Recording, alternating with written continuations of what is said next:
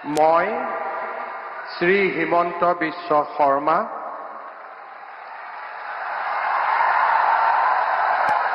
ঈশ্বৰৰ নামত শপত লওঁ যে বিধিৰ দ্বাৰা স্থাপিত ভাৰতৰ সংবিধানৰ প্ৰতি মই প্ৰকৃত বিশ্বাস আৰু আনুগত্য পোষণ কৰিম।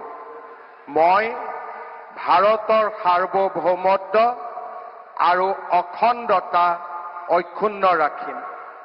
মই অসমৰ মুখ্যমন্ত্ৰী হিচাপে মোৰ কৰ্তব্য বিশ্বস্ততাৰে আৰু শুদ্ধ অন্তঃকৰণেৰে সম্পাদন কৰিম আৰু মই ভয় বা পক্ষপাত, অনুৰাগ বা বিদ্বেষ নোহোৱাকৈ সংবিধান আৰু আইন অনুসাৰে সকলো শ্ৰেণীৰ লোকৰ প্ৰতি ন্যায় আচৰণ কৰিম।